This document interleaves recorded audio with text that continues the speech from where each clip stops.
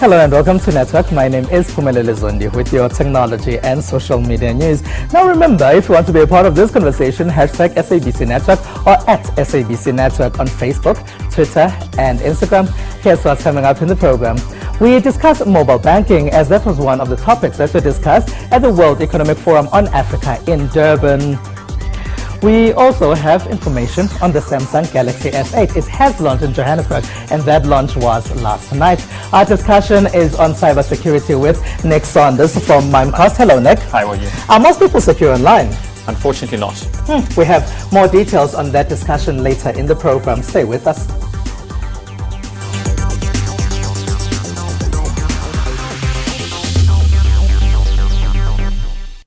Mobile banking has been disrupting the way things are done in Africa. Many people have mobile phones, not that many people have bank accounts. That's why some of the discussions at the World Economic Forum on Africa in Durban have been focusing on how to use technology to create new methods to do banking. Balentle Mteto has this one for us. In Africa, there are more people with cell phones than people with bank accounts. The sad reality is that they're poor people, and poor people are often excluded from networks. Networks are often of service networks, and one of those service networks is financial services. So how do we provide financial services to the frontier markets and the poor people of our continent? Mobile money services can potentially take over the traditional banking system. Every mobile transaction can be used as a credit record for a loan application. In the past, bank loan applications have been declined due to a low credit rating. However, digital technology and mobile money communication services are changing the face of banking. At MasterCard, we see a world beyond the physical point of sale. And so we're starting to develop QR codes as an alternative means of acquiring a payment. What that can do is that actually brings inclusivity for an SME and makes them be able to conduct payments, accept payments, and have an electronic record, which ultimately can lead to actually borrowing money at some point in the future because they have a credit record. MTN has launched a pilot project in Uganda in partnership with local bank Juma. Mobile money can be used to assess credit risk for banks using information from the cell phone service providers. But what it will do is it's going to disrupt the payment system and the way people charge for it today. There's a lot of friction in that system, and what it does is it actually brings more people into the system, and therefore the unit cost can go down. And I think that's going to be the big change. Low-income earners such as domestic workers and gardeners have often been left out of the banking system. This also includes countries in West Africa and East Africa. Technology presents itself as an opportunity to bring those people into the banking system by lowering the cost of banking. Comic enthusiasts gathered in Cape Town recently for the second Fan Con Comic Con in the city. Many who were showing off their work had creations of African characters. Kwezi is South Africa's first superhero. He was on show at the Comic-Con event that took place in Cape Town recently. Kwezi's creator, Loyiso Mkhize, was also on hand to sign posters and comic books.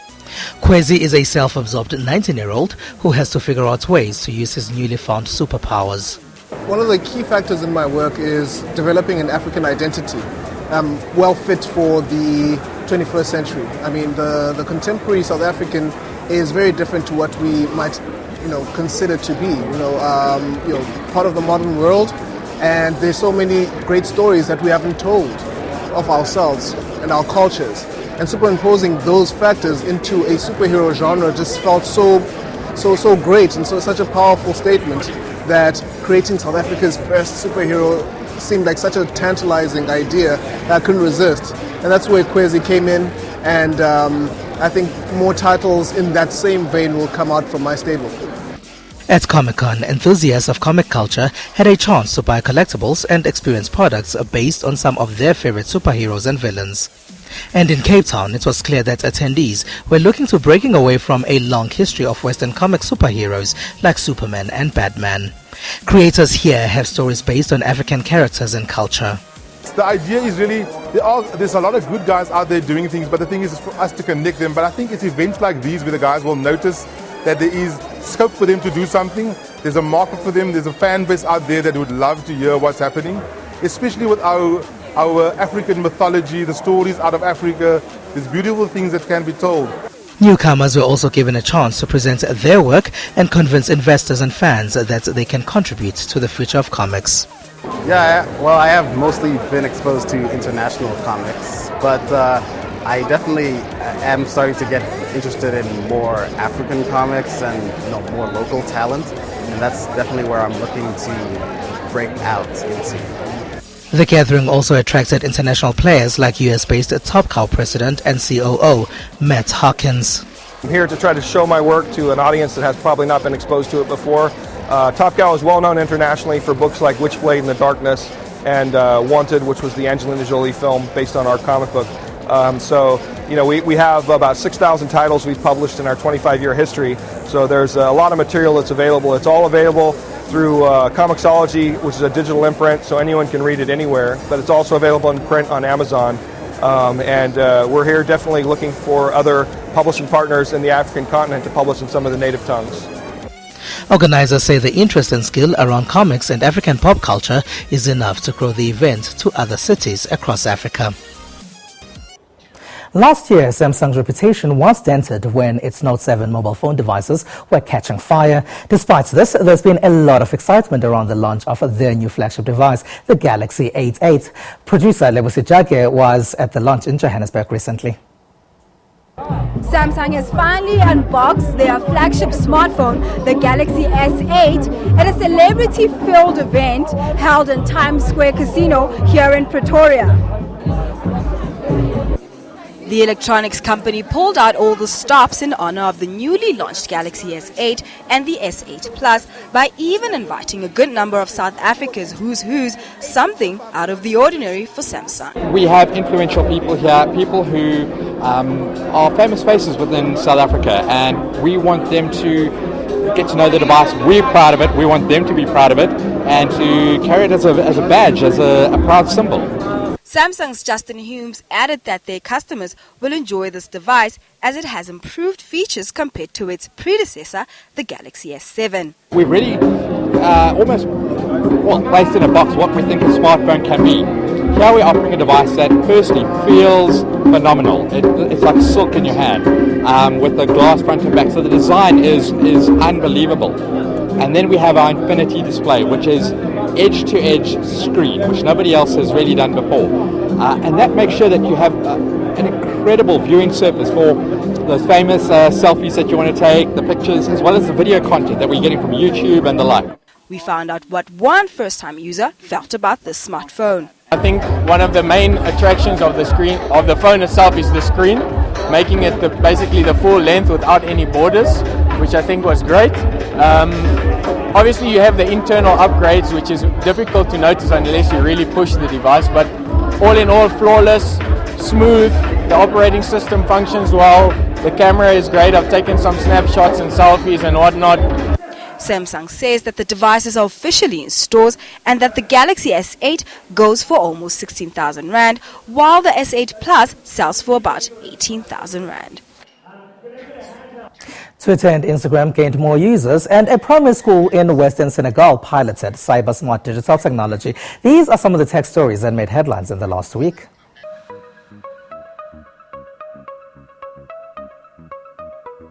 Regardless of the recent lack of revenue growth stability, Twitter has gained more than 328 million users, and Instagram has over 700 million subscribers. Proves just how much people love taking selfies. Twitter Inc. also announced its collaboration with media company Bloomberg and starting a news and sports channel, thus bringing another edition of live streaming video platforms on social media. In other news, popular messaging service WhatsApp suffered a widespread global outage on Wednesday that lasted for several hours before being resolved, the company said. According to Reuters journalists, the app was down in parts of India, Canada, the United States and Brazil, but South Africa and other countries on the continent were not affected. In Africa, Sentumbadane Primary School, situated in the remote part of Western Senegal, piloted solar-powered digital technology that is said to improve learning. Under the CyberSmart digital learning platform, teachers use a kit fitted with learning apps and a projector that displays learning instructional material like maps and figures on a screen. It gives us the chance to explore the world and learn a lot of examples. We can view entertaining pictures. The device has been tested in several schools in Senegal.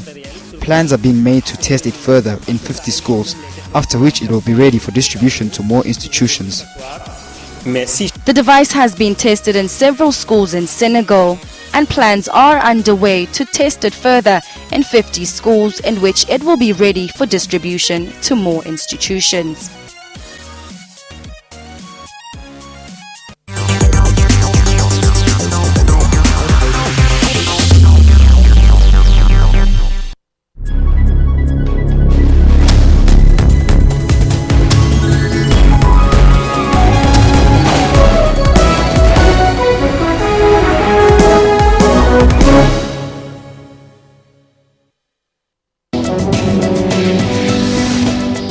What is environmental health? In Section 24 of the Constitution, the environmental right has a second part, which is to encourage people to be active citizens and gives us the right to participate in politics and organize and raise awareness so that the environmental right can be guaranteed. Using coal and wood and paraffin to cook with or to heat their space or to heat water. These are basic fundamentals, and I think if we can address that alone, we will make a huge impact, an environmental impact on the health of our population. Food that comes into the country, the vigilance at the ports and harbors is being checked at the moment currently by environmental practitioners who are port officers at those ports. They need to be more stringent in terms of control of what comes into the country. Join Health Talk every Saturday for all your health news. Rights and recourse tackles constitutional issues. When South Africa became a constitutional democracy, we had a fairly sound legal system in place requiring the Constitution to guide the direction in which it must go and the way in which it must be refashioned. The Justice Ministry, the custodian of human rights. We actually have a plan to come up with a comprehensive review of our human rights instrument. Advocates dealing with evidence. Sometimes you have to use a crook to catch a crook. So we expected that the credibility would really be taken to task. You try and consult your witnesses and prepare them as best as you can. Hashtag Rights with Dumila Matez on legal issues every Sunday at 2 o'clock Central African Time.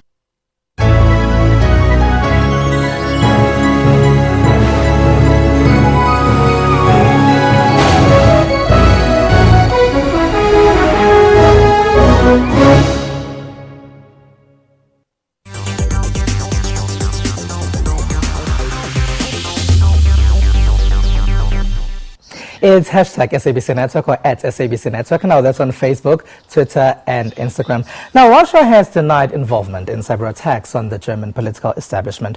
Germany's top cyber official confirmed attacks on two foundations affiliated with Germany's ruling coalition parties.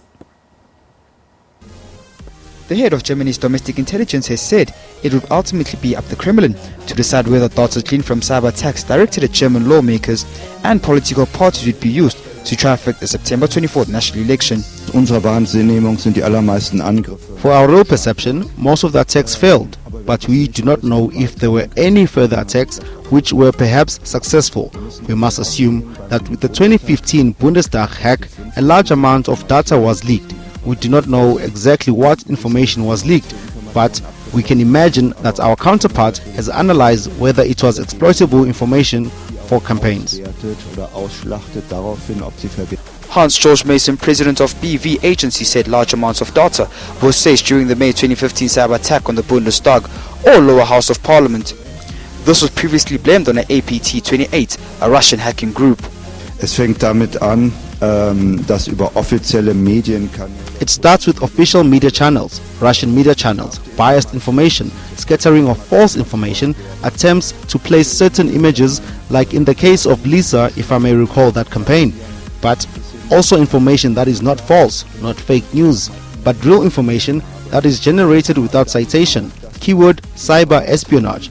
that is used to discredit people or take influence.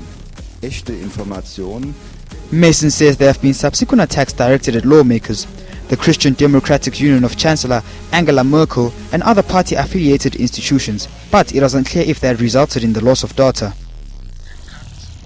Now, it's not just in Europe where they are battling with issues of cybercrime. As we get to the fourth industrial revolution, there's probably a bigger risk of hacks. Joining us to discuss this is Nick Saunders from Mimecast. Hello, and thank you for being a part of our network, Nick. Thanks so much for having me. Now, Nick, what are some of the most hacked spaces online? So that's a great question. I think the reality is that because of the changing landscape, it's evolving so quickly that 5 years ago it was your website got hacked, and remember those websites where you had that little page on saying we've hacked your website. I think in today's world, as you mentioned, the fourth industrial revolution, it's things like Internet of Things devices. There's just so many of them; those become a target. Company servers, a lot of that information resides in there. But what we do know is that email is probably the most commonly targeted vector because it's really just the easiest one to target. When I asked you earlier, you said most people are not secure online. Can you just tell us about that and how they can better secure themselves? Definitely. So I think, unfortunately, most people think they may be secure. So they may have a password on their laptop. They run things like antivirus on their machine. I think the reality is that the world has evolved. The cyber espionage landscape has evolved so rapidly that the standard technologies that we used even a couple of years ago are simply no longer sufficient. And because of all the devices that we have, most individuals, it's not just your mobile phone, you have your laptop, you have your Facebook account, you have an online presence that could be compromised at a number of different levels. So I think the reality is that people may think they're safe, but there's always the opportunity for you to be hacked. What are hackers looking for exactly? So again, a great question. It seems to be evolving constantly. I was reading an article yesterday where they were saying what hackers are demanding more and more is, in fact, it increased 3 or 4 times last year, the value that they're actually, so they'll lock down your machine using ransomware and they'll ask you for money, right? So money is often, or commercial drive is behind a lot of these hacking attempts. Other times they simply want to disrupt services. So I'm thinking of a train system that was hacked in Spain where the train literally couldn't be used. So they're starting to tackle infrastructure, and that naturally has a massive disruption effect.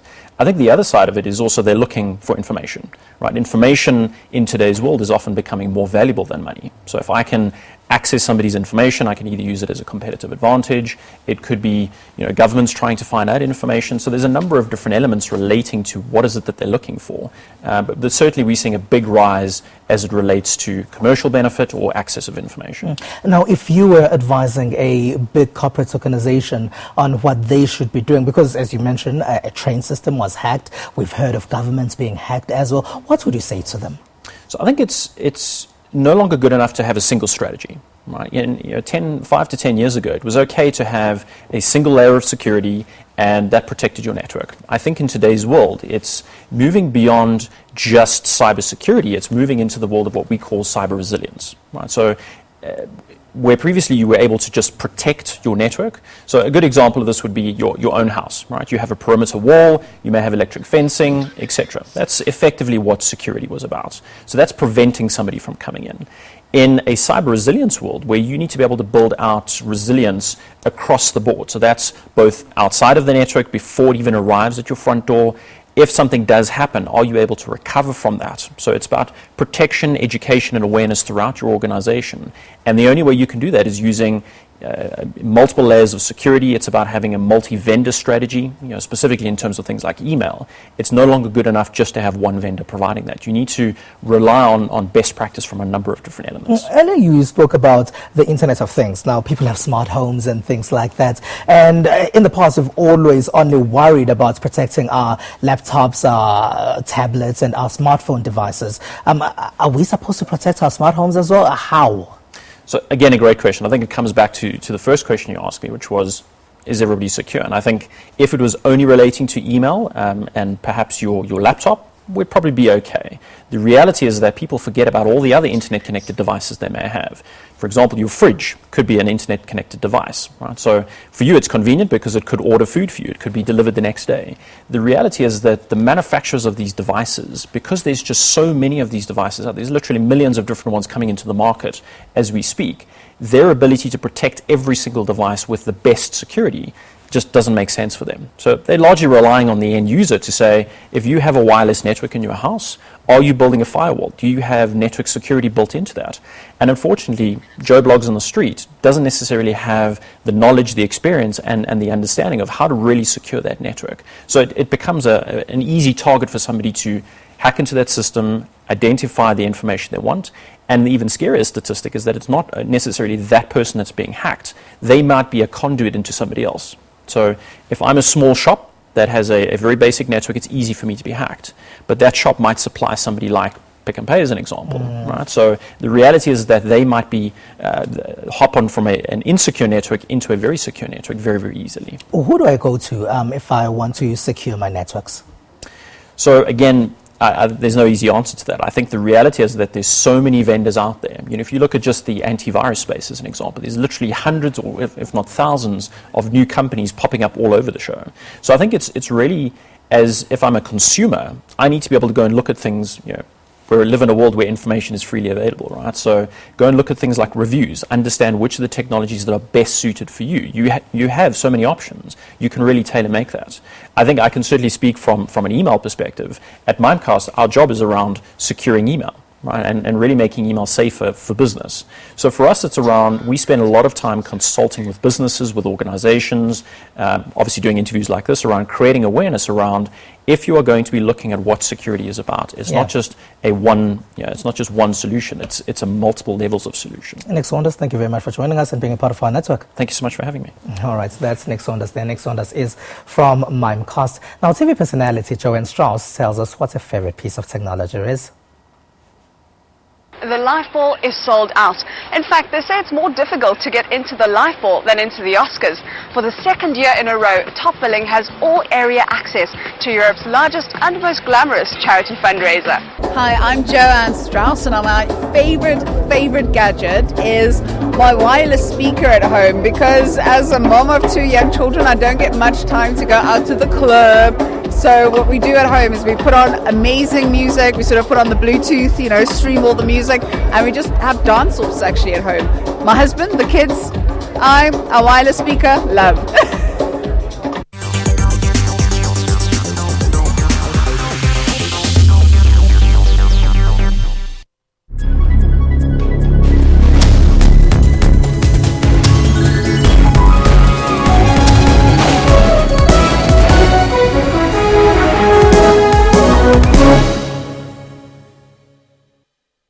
A presumed U.S. drone strike in the south of the country has killed 3 Al-Qaeda suspects. Death toll in Yemen's 18-month-old civil war now stands at about 10,000.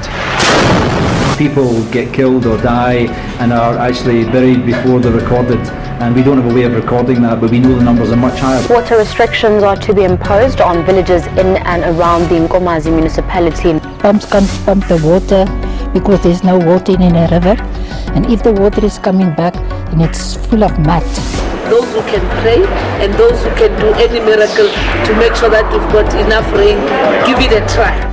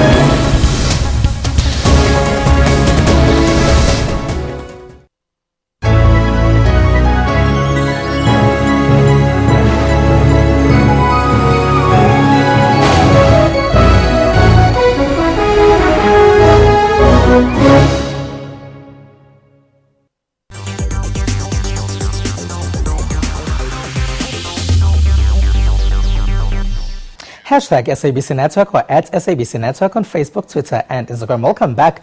Now, physicist Stephen Hawking spoke about the pros and cons of artificial intelligence at the opening ceremony of the Global Mobile Internet Conference in Beijing. World-renowned British physicist Stephen Hawking shared his hopes and fears about the rise of artificial intelligence at the opening ceremony of Global Mobile Internet Conference, Beijing 2017. I believe that the rise of powerful AI will be either the best thing or the worst ever to happen to humanity. I have to say now that we do not yet know which, but we should do all we can to ensure that its future development benefits us and our environment. Making a video appearance at the Innovative Technology event, Hawkins said it still remains to be seen if AI is a force for good or evil. And believe that the potential benefits of creating intelligence are huge.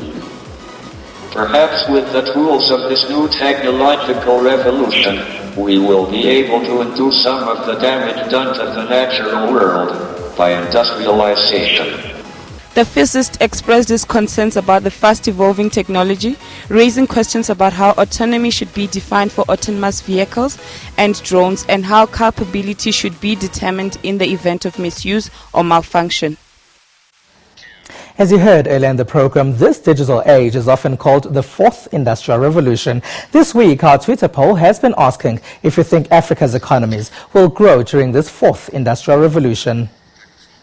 Now, 40% of respondents asked what the fourth industrial revolution actually is. That was followed by 35% who said no. There's 25% who responded with yes. They think Africa's economies will grow during this fourth industrial revolution. And that's all we have for you. Find us on SABC Network on Facebook, Twitter and Instagram. News Network at sabc.co.za on email. We leave you with clips from popular American comedy series Modern Family as they premiere their last season. From me and the rest of the network team, have a good one. Bye-bye.